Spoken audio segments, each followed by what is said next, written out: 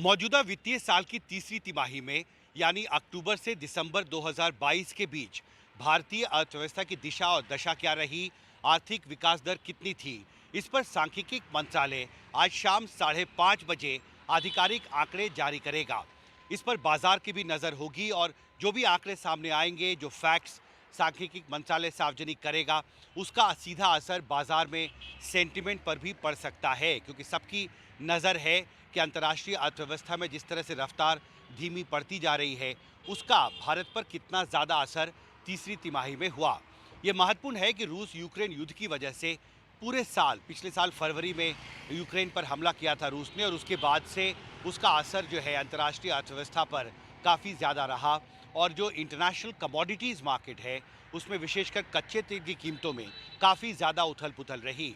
कई दूसरी कमोडिटीज़ हैं, जैसे फर्टिलाइज़र है, गेहूं है, इनकी कीमतों में भी काफ़ी ज़्यादा उथल पुथल रही, और इन सब का असर भारतीय अर्थव्यवस्था पर भी पिछले साल पड़ा था।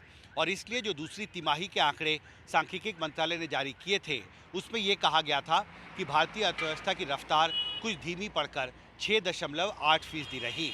ये अनुमान है, ये आशंका है कुछ अर्थशास्त्रियों की कि पिछले साल के अंत में तीसरी तिमाही में जो ये अंतर्राष्ट्रीय अर्थव्यवस्था की रफ्तार धीमी पड़ी थी, उसका और ज़्यादा असर भारतीय अर्थव्यवस्था पर पड़ा है। और कुछ अर्थशास्त्री ये मानते हैं कि दूसरी तिमाही में जो 6.8% जीडीपी की रफ्तार रही थी, उससे कम रफ्तार रहने की आशंका है तीसरी तिमाही में। हालांकि ये महत्वपूर्ण है और सरकार का ये आकलन है कि मौजूदा वित्तीय साल में यानी 2022-23 के दौरान जो भारत की जीडीपी ग्रोथ रेट है, वो 7% रहने का अनुमान है। और हमने देखा है कि वर्ल्ड बैंक और आईएमएफ दोनों ने अपनी रिपोर्ट में ये कहा है कि दुनिया की बड़ी अर्थव्यवस्थाओं में भारतीय अर्थव्यवस्था सबसे तेज़ी से आगे बढ़ने वाली अर्थव्यवस्था है, और इसकी रफ्तार सबसे ज़्यादा रहेगी मौजूदा वित्तीय साल में। और इसलिए अब ये महत्वपूर्ण होगा देखना कि आज शाम को 5:30 बजे सांख्यिकी मंत्रालय क्या आंकड़े जारी करता है अर्थव्यवस्था की दिशा और दशा को लेकर।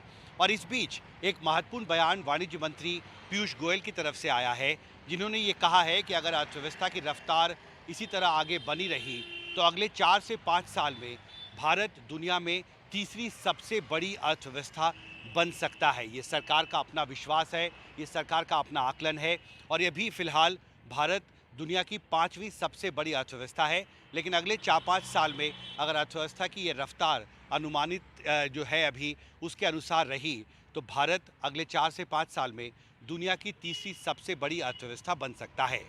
दिल्ली से हिमांशु शेखर, एनडीटीवी इंडिया।